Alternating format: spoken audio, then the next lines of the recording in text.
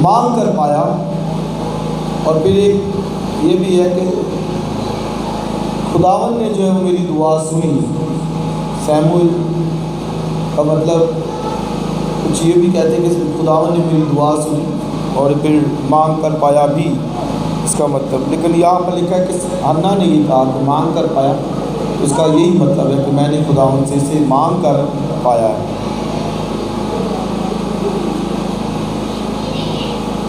23ویں آیت، اور اس کے خاوند نے اسے کہا جو کچھ تجھے اچھا لگے سو کر، جب تو اس کا دودھ نہ چڑھائے ٹھہری رہ، فقط اتنا ہو کہ خداوند اپنے سخن کو برقرار رکھے۔ سو وہ عورت ٹھہری رہی اور اپنے بیٹے کو دودھ چڑھانے کے وقت تک پلاتی رہی، اور جب اس نے اس کا دودھ چڑھایا تو اسے اپنے ساتھ لیا، اور 3 بچڑے، 1 ایفا آٹا اور مہ کی 1 مشق اپنے ساتھ لے گئی، اور اس لڑکے کو سیلا میں خداوند کے گھر لائی، اور وہ لڑکا بہت ہی چھوٹا تھا، اور انہوں نے 1 بچڑے کو ذبح کیا اور لڑکے کو ایلی کے پاس لائے، اور وہ کہنے لگی اے میرے مالک تیری جان کی قسم، اے میرے مالک میں وہی عورت ہوں جس نے تیرے پاس یہی کھڑی ہو کر خداوند سے دعا کی تھی۔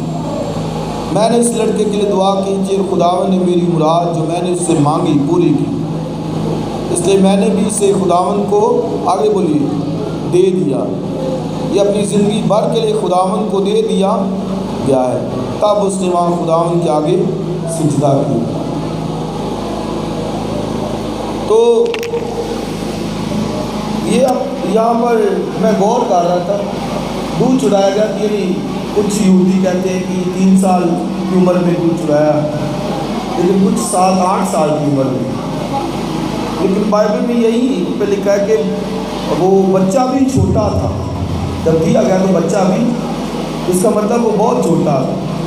تو اکثریت جو ہے وہ یہودی وہ 3 سال کی عمر تک لیتی ہے بچے کا دودھ جو ہے، اس کا مطلب کہ 3 سال کا وہ ہوا تو وہ اس کو لے کر وہاں پر آ گئے دودھ چڑھانے کے بعد۔ تو وہاں پر وہ آگے ایلی کو یہ کہتی کہ میں وہی عورت ہوں جس نے یہیں پر کھڑا، آپ دیکھیں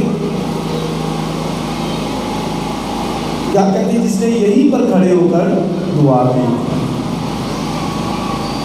تو مانی جو میں سوچ رہا تھا کہ آپ دیکھیں کہ سسٹم سارا بگڑا ہوا ہے نا، سسٹم قاضیوں کی جو حالت تھی اس پیریڈ کے اندر گناہ بدی بہت تھی، اسی لیے تو وہ بیچارے بار بار مار کھا رہے تھے۔ تو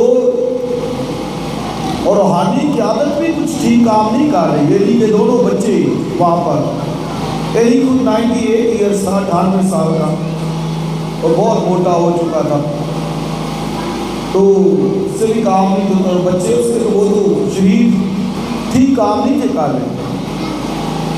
اس کے باوجود وہ کہتی کہ میں وہی عورت جو یہاں پر کھڑے ہو کر جس نے دعا کی۔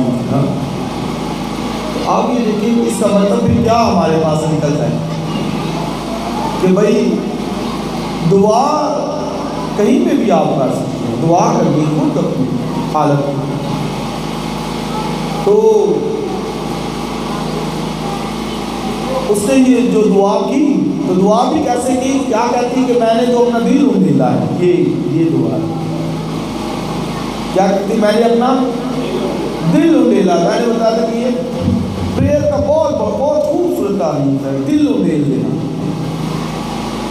واٹر سیکریفائس بھی تھی اسرائیل کے اندر، پانی کی قربانی ہے، پانی جیسے اندھیلا جاتا ہے وہ پانی کے اندر، اور یہ بائبل میں زبور 62 کے اندر لکھا ہے کہ اپنا دل خداوند کے آگے کھول دے، یہ پریئر کی ڈیفینیشن دعا کی۔ اب ہم دل تو کھولتے نہیں ہیں، دلوں کے اندر پتہ نہیں کیا کیا بھرا ہوتا ہے۔ دعا کے لیے کہتے ہیں کہ کہیں اور ہی چلے جائیں، وہ فلاں کے پاس جائیں، فلاں کے پاس چل جائیں، وہ کہتی ہے کہ میں نے یہی کھڑے ہو کے دعا کی۔ اب یہ دیکھیے اسی سے لیسن لے گا نا، کہتی میں نے یہی کھڑے ہو کر دعا کی۔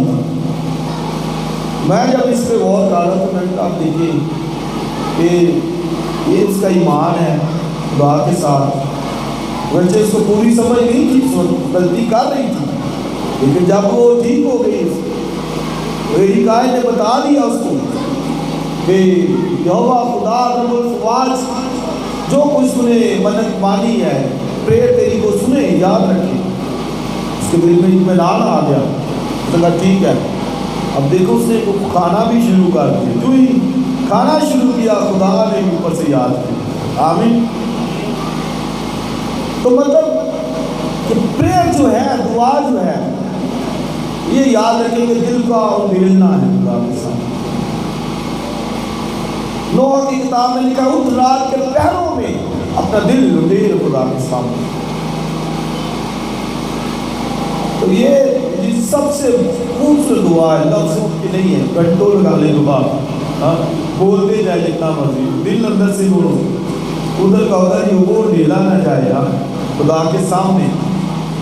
तो मतलब क्या है कि उस जब दिल की कुर्बानी दे दी है, यही है ना, क्योंकि वाटर सेक्रीफाइस पानी की कुर्बानी होती थी, तो दिल उंडेला दिल की कुर्बानी देती थी सेक्रीफाइस का। कैसी खूबसूरत तारीफ है अल्लाह। ये है जी दुआ की तारीफ, डेफिनेशन, कि अपना दिल खोल कर बयान कर देना। उसने ये किया। और अन्ना मैं बताऊं तो ये जो वो एक नबिया के तौर पर है। आगे अभी हम उसकी प्रेयर पढ़ेंगे दुआ, तो जो जो उसने वहाँ पर लफ्ज़ इस्तेमाल किए हैं, लफ्ज़ों से पता चल जाता है दुआ करने वाले का ना, बातों से उसके वो मुँह खुदा के हुजूर में खोले तो समझ। और ये उसने गीत आगे भी हम पढ़ेंगे उसका गीत। तो इसलिए याद रखें, मैं अक्सर कहता हूँ कि भाई बरकत अपने आप को तब्दील करने से, बाज़ चर्च तब्दील करते रहते हैं। वो ये देखें, वो सेटअप बिगड़ा हुआ, सारा सेटअप स्पिरिचुअली भी बिगड़ा हुआ, मुआशरती भी बिगड़ा हुआ, सब कुछ, लेकिन ये खानदान भी। और एली भी लिखा है अपने सारे घराने समेत, कितने घराने, सारे कितने थे, 7 तो बच्चे फिरना के थे, 7 बच्चे उसके थे, 2 वाइफ थी, सबको आगे लगा। हम कई दफा कहते नहीं बच्चों को जरा गाल छोड़ा है, कि मैं गाल ले आ जाता हूँ, तुझे नहीं खुदा का पता, खुदा के दूर में जाना है। घराने समेत, खानदान समेत सबको आगे लेकर जाता है। खुदा की इबादत करनी है तो बच्चे यकीनन सीखेंगे तो आगे जो है वो कर सकेंगे। तो ये ठान ले आप कि दुआ खुदा के ज़रूर पे अपने आप को ले लेना है, फिर दुआ पे कायम रहे कि खुदा ठीक है, तू करेगा, मेरे लिए करेगा, ये मैंने मांगा है, तू मेरे लिए करेगा। तो मैं ये नहीं कह रहा कि किसी से नहीं करवानी चाहिए, आप करवा भी सकते हैं, लेकिन भाई ये दिल का मामला है। ये क्या मामला है? दिल का मामला है। तो ये खुदा भी दिल की हालत को देखता है। कितना मर्जी तो उधर भाग ले, दिल वो नहीं उंडेला तो फिर वो नहीं काम, उसने अपना दिल ही उंडेल दिया खुदा के सामने। तो ये फिर लिखा सारी जिंदगी के लिए इसने खुदा को दिया। आइए जरा हन्ना का गीत पढ़े, गीत उसका पढ़े। और हन्ना ने दुआ की और कहा मेरा दिल खुदावन में मगन है। देखिए तो गीत भी गाते हैं ना, मेरी रूह खुदा में मगन। कितना प्यारा उसने स्टार्ट किया। तो दुआ करें, ये इससे ऐसे पता चले खुदा मेरी रूह तुझ में मगन है।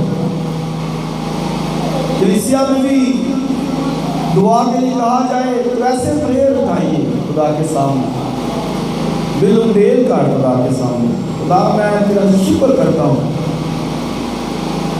मैं तेरी तारीफ करता हूँ, तेरी हम्द करता हूँ। हाँ तेरी दुआ उनको कह दे वो शुरू। खुदा साजों वालों को बरकत दे, साउंड सिस्टम वाले को बरकत दे, सिक्योरिटी को बरकत दे। तो भाई आप ही दुआ क्या है, پہلے اس کی ورشپ کرتے ہیں. وہ کس قدر عظیم ہستی ہے. اس نے آپ دیکھیں اسٹارٹ ہی یہاں سے لیا, میرا دل خداوند میں مگن ہے. وہ جو ایسے دعا کرتے ہیں, میں کہتا ہوں ان کا دل خدا میں مگن کم ہوتا ہے, ان میں زیادہ مگن ہوتا ہے. ساؤنڈ سسٹم ٹھیک ہو جائے جی, وہ بھائی ٹھیک ہے, ان کے لیے بھی پریئر کرنی ہے کہتے ہیں, لیکن ذرا الفاظ شروع میں جب آپ اسٹارٹ لیتے ہیں کیسے پتہ چلے خدا میں مگن, وہی اس طرح پتہ چلے کہ یہ مگن دل کے ساتھ لگا ہوا ہے بندہ. تو آپ دیکھیں مگن نہ ہونٹ ہل رہے تھے, صرف ہونٹ ہل رہے تھے, صرف ہونٹ ہل رہے تھے دعا. وہ کہتا ہے کہ یہ نشہ کیا ہوا, یہ ہے مگن. یہ یار یہ مگن ہو گیا بندہ, یہ روح میں مگن ہے. تو کلیسیا میں بہت ضروری ہے پریئر آپ کرتے ہیں, پہلے اس کی ورشپ کیجیے, دعا کے اندر تعریف کیجیے, اور وزیر جو دعا سکھائی وہ بھی نہیں ہے پیٹرن. اے ہمارے باپ تو جو آسمان پر ہے, تیرا نام پاک مانا جائے. اب دیکھیے کتنا خوبصورت اسٹارٹ. اپنی ضرورتوں کے لیے بعد میں ہمیں ہمارے روز کی روٹی دی, پہلے اس کی ورشپ کی کہ تو آسمانوں پر ہے. اے ہمارے باپ تو جو تیرا نام پاک مانا جائے, یعنی تو ہولی ہے, تو پاک ہے, تو مقدس ہے. اور فرشتگار ہم دیکھیں دعا یہی کرتے ہیں, کہتے ہیں ایک دوسرے کو کہتے ہیں کہ قدوس, وہ دوسرے کو کہتا ہے قدوس, یعنی گاڈ از ہولی ون, قدوس ہے. ایک دوسرے کو یہی کہتے ہیں قدوس قدوس. تو آپ دعا کرتے ہو یہ پیٹرن ہے. ہاں خدا تو قدوس قدوس قدوس. میں اپنی پرسنل پریئر میں کئی دفعہ یہی بولتا رہتا ہوں, فرشتگار بھی کہتے ہیں holy one holy one holy one, وہ یہ کہتے ہیں. تو ہنا نے بہت خوبصورت ساتھ لیا, میری روح خداون میں جان میری مگن ہے. اس کے اتنے بڑے کام ہیں تو میں کیسے مگن نہ ہوں. اور آگے دیکھیے, میرا سینگ خداون کے طفیل سے اونچا ہوا. سینگ جو ہے بائبل میں پار کو شو کرتا ہے, جیسے لکھا ہے کہ اس کے 7 سینگ تھے, مطلب پار کی بات کی گئی ہے, برا کے سینگ. تو یہ بھی خدا نے میری, اس نے میرے سینگ کو خدا کے طفیل سے بلند کیا. تو مطلب کہ خدا عزت دیتا ہے, خدا بزرگی دیتا ہے, آنر خدا دیتا ہے. تو کہتے ہیں کہ خدا نے مجھے یہاں پر جو ہے وہ اس لائق کیا ہے. میرا منہ میرے دشمنوں پر کھل گیا, کیونکہ میں تیری نجات سے خوش ہوں. خداوند کی مانند کوئی قدوس, آپ دیکھیں اس وہ بھی لے کے آئی قدوس. کہتی خداوند کی مانند کوئی قدوس, اور کوئی ہستی قدوس نہیں ہے. یہ اس کو پتہ ہے. قدوس کا مطلب میں نے ایک دفعہ سرمن میں بتایا تھا, قدوس کا مطلب ہے خدا کو اس لیے ہم قدوس کہتے ہیں کہ کیونکہ وہ دنیا سے علیحدہ ہے, سیپریٹ فرام دا ورلڈ. دنیا سے علیحدہ ہے, دنیا جس سے کام نہیں خدا, اس لیے اس کو ہم کہتے ہیں قدوس. اس کے بارے میں کہا, خدا نے کہا کہ میں قدوس, تم بھی پاک ہو جیسا تمہارا آسمانی باپ ہے, تم بھی. تو پاکیزگی ہماری لائف میں بھی ہونی چاہیے. خدا کے لیے جب ہم کہتے ہیں کہ قدوس سیپریٹ فرام دا ورلڈ, تو پھر مطلب ہے کہ ہماری زندگی میں بھی دنیا داری نہیں ہونی چاہیے. دنیا کے کام جیسے دنیا داری ویسے نہیں ہونی چاہیے, کیونکہ خدا ہولی گاڈ ہے, پاک ہے, پاکیزگی کا خدا ہے. تو یہ ہنا نے بھی یہی آپ دیکھیں جیسے ہم ذکر کر رہے ہیں, کیونکہ تیرے سوا اور کوئی ہے ہی نہیں, اور نہ کوئی چٹان ہے جو ہمارے خدا کی مانند ہو. تو یہ چٹان کا بھی آپ دیکھیں ٹرمز وہ لے کے آ رہی, قدوس اور چٹان کی بھی بات ہے. بائبل میں لکھا ہے کہ وہ چٹان اسرائیل کی چٹان ہے, اسرائیل کی چٹان ہے وہ. تو لکھا ہے کہ وہ چٹان کے ساتھ ساتھ چلتی ہے. لیکن انہوں نے چٹان پر خدا نے کہا کہ اس کو حکم دے پانی کے لیے، موسیٰ نے اس کو لاٹھی ماری 2 دفعہ. تو کئی وہ خادم کہہ بھی دیتے کہ وہ موسیٰ نے یسوع مسیح کو لاٹھی ماری کیونکہ یسوع مسیح چٹان تھا. تو ایسا نہیں ہے. چٹان کا مطلب یہ ہے کہ وہ جیسے چٹان میں سے پانی نکلا، تو اس معنی میں جو پرووائڈر ہے وہ مہیا کرے گا. وہ پانی کی ضرورت ہے مہیا کرے گا، روٹی کی ضرورت ہے وہ سب کچھ مہیا کرے گا. تو لکھا وہ اسرائیل کی چٹان تھی، اس کو پتہ ہے حنا کو. اب دیکھیں وہ قدوس کی ٹرم لے کے آئی، چٹان کی آگے بھی لکھی. اس قدر غرور سے باتیں نہ کرو اور بڑا بول تمہارے منہ سے نہ نکلے، کیونکہ خداوند خدائے علیم ہے. علیم یہاں پہ لفظ استعمال ہوا ہے. اس علیم کا مطلب کہ وہ سب کچھ جانتا ہے، اسے نالج علم ہے. خدا سب علم رکھتا ہے، اصل سے ابد تک کا اس کو علم ہے. میرے اور آپ کی لائف کے بارے میں بھی ایک بار کا علم ہے، اور اسے پتہ ہے کہ ہمیں کیا کرنا ہے، اگلے لمحوں میں کیا، سب کچھ. تو یہ اس نے بہت خوبصورت یہ بھی بات کی، خداوند علیم ہے. یہ دیکھیں دعا یہ ہونی چاہیے. دعا خداوند چٹان ہے، قدوس ہے اور خدائے علیم ہے، علم رکھتا ہے سب کچھ. تو اگر کسی کو یہ پتا ہو کہ یہ علم رکھتا ہے خدا سب کچھ، تو وہ کتنا پھر خوف رکھے گا خدا کے بارے میں. وہ بھی اگر تھوڑا بہت بھی رکھتا ہے تو وہ سمجھے گا کہ یار خدا کو سب وہ میری ذات کے بارے میں سب کچھ علم وہ رکھتا ہے. تو اللہ نے یہ کہا بھئی اس قدر بڑا بول نہ بولو، غرور سے گھمنڈ سے باتیں نہ کرو. تو فرعون بڑا غرور تھی، گھمنڈ تھا. 7 بچے ہیں، وہ اس کو چھیڑتی تھی بیچاری، تعلیم کرتی. تو وہ کہتی کہ بھئی اس قدر غرور سے باتیں نہ کرو، کیونکہ خداوند جانتا ہے، وہ میری شکستگی کو بھی جانتا ہے. بڑا بول بولے منہ سے نہ نکالو بڑا بول. تو وہ یہ بھی اس نے خداوند خدائے علیم آگے تھے اور اعمال کا تولنے والا ہے. اعمال جو ہم کرتے ہیں ان کی قدر ہے.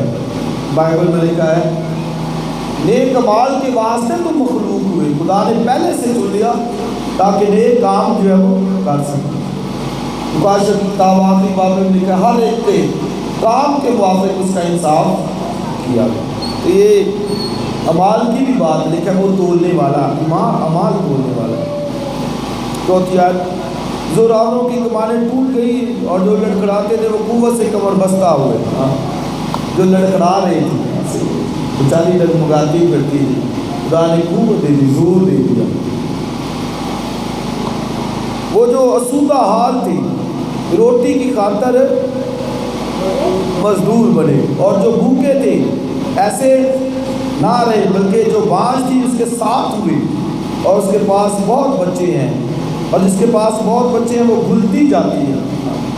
یہ دیکھیں خدا کی طرف سے حقیقی خوشی خدا کی طرف سے ہے. جس کے ساتھ ہے وہ گھلتی جاتی ہے، اور جو باج تھی اس کے بہت ہوئے ہیں، 7 بچے ہوئے. تو یہ حقیقی خوشی شادمانی خداوند کی ذات کے اندر ہے. آگے بڑھی. خداوند مارتا اور جلاتا ہے، وہی قبر میں اتارتا ہے اور اسے نکالتا ہے. خداوند مسکین کر دیتا ہے اور دولت مند بناتا ہے، وہی پست کرتا اور سرفراز کرتا ہے. وہ غریب کو خاک پر سے اٹھاتا ہے اور کنگال کو کوڑے میں سے نکال کر کھڑا کرتا ہے، تاکہ ان کو شہزادوں کے ساتھ بٹھائے اور جلال کے تخت کے وارث بنائے، کیونکہ زمین کے ستون خداوند کے ہی ہیں. یہ آپ دیکھیں کتنی خوبصورت گیت اس نے گایا ہے. کیا کہتی ہے کہ خداوند غریب کو خاک پر سے اٹھاتا ہے. غریب کا مطلب دل کے غریب ہے، نہ کوئی یہ کہے کہ ویسے غریب. بھئی ویسے غریب کی مطلب نہیں ہے، دل کا غریب. حنا دل کی غریب تھی، لیکن اس نے دل اپنا اڈھیل دیا. تمہاری کہ خدا ان کے ساتھ ہے جو دل کے غریب ہے. بائبل میں لکھا مبارک ہے وہ جو دل کے غریب ہے، ویسے غریب نہیں ہے. ویسے جو غریب رہتا ہے تو وہ اس کا مطلب ہے کہ وہ جو ہے وہ کہیں نہ کہیں کمزوری اس کے اندر ہے، لیکن اگر کوئی دل کا غریب ہے، بے شک روپیہ پیسہ بہت کچھ ہے، سب کچھ ہے، لیکن دل کا غریب ہے، ہاں جی، تو پھر وہ مبارک شخص ہے. اس کو لکھا ہے وہ شہزادوں کے ساتھ جو ہے وہ بٹاتا ہے.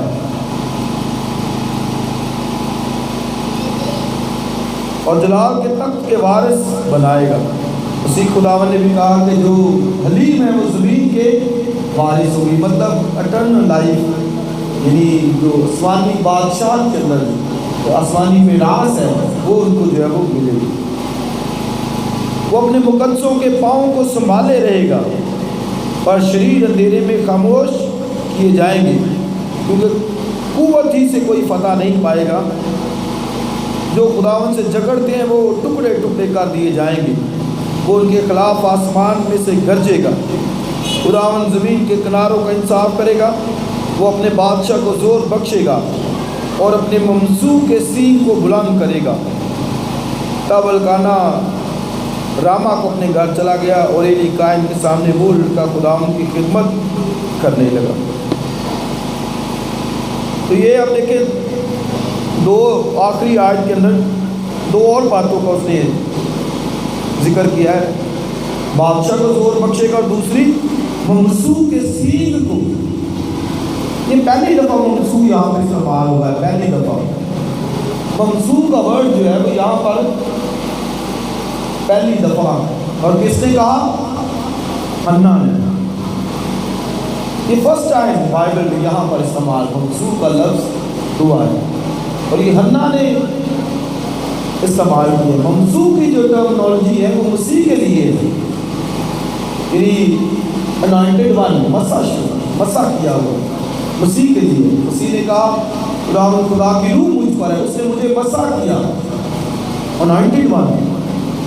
پہلی دفعہ یہ آپ دیکھیں اتنی خدا میں مگن ہے وہ، اور پروفسی کی روح سے، نبوت کی روح سے وہ مسیح خداوند تک بات کرتی ہے. کتنی بات ہے.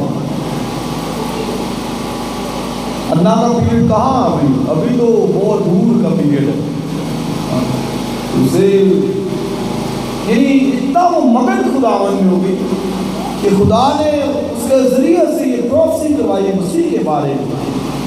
لکھا ہے کہتی کہ وہ اپنے ممسوح کے، ایک تو اس کا مطلب یہ بھی ہے کہ جسے خدا چن لے، یعنی اللہ کو چنا ہے تو خدا نے اسے سربلند بھی کیا.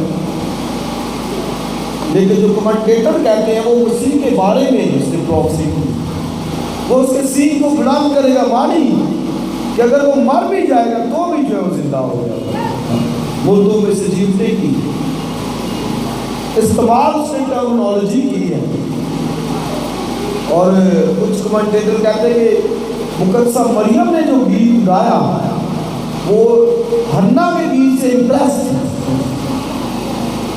مقدسہ مریم کا بھی گیت گاتے ہیں نا، وہ بھی کہتی ہے کہ میری جان خدا کی بڑائی کرتی، اور اس نے اپنی بندی کی پستحالی پر نظر کی ہے. یہ ساری باتوں کو وہاں پر بھی ذکر ہے کہ وہ بھوکوں کو سودا کرے گا، جو غریب ہے کمزور ہے ان کو زور بخشے گا. یہ سب جو حنا نے استعمال کیا وہ مقدسہ مریم کے سونگ کے اندر بھی الفاظ اس نے. کمنٹیٹر کہتے ہیں کہ حنا کے سونگ کی وجہ سے مقدسہ مریم، اس کا مطلب مقدسہ مریم کو وہ سونگ یاد تھا. حنا کو موسیٰ کا، مقدسہ مریم جو موسیٰ کی بہن تھی، ان کے سارے سونگ یاد تھے، گیت وہ گاتے تھے گیت. اس لیے ہمیں گیت جب حنا گا رہی ہے، مقدسہ مریم گا رہی، میں اور آپ بھی گایا خوشی سے. یہ لکھا ہے گاتے ہوئے اس کے پاٹوں میں حاضر، گاتے ہوئے خدایا تیرا شکر ہے، تو نے ہم پر رحم کیا، تو نے ہمیں بچایا ہے، ہم پر نظر کی ہے، ہم بس حال سے گرے ہوئے تھے، جو ہے وہ کنگال تھے، تو نے ہمیں گھورے میں سے اٹھایا ہے اور تخت کے وارث بنا دیا ہے. آمین. تو یہ خوبصورت حنا کا گیت ہے، اور مسیح کے تعلق سے اس نے پروفسی کی کہ وہ اپنے ممسوح کے سینگ کو بلند کر دے گا. یعنی مسیح عزت آنر اور جلال اس کا پوری دنیا دیکھے گی جب وہ مردوں میں سے جو ہے وہ جیتے۔ عزیز بھائیوں اور بہنوں، یہاں پر ہم جب کلوز کرتے ہیں تو سبق لیسن ہمارے لیے یہی ہے، خدا سب کچھ جانتا ہے، وہ میرے اور دل، وہ کہتے ہیں خدا علیم ہے، وہ سب کچھ جاننے والا ہے، سب کچھ ایوری تھنگ۔ ہمیں بس دل کو ڈیل کر اس کے ساتھ پریئر کرنی ہے اور اللہ کی طرح خوشی سے گیت گاتے رہنا ہے، اور یقیناً خدا مجھے اور آپ کو برکت دے۔ آئیے اپنی سروں اپنی آنکھوں کو بند کریں اور جماعت میں سے کوئی بھی بلند آواز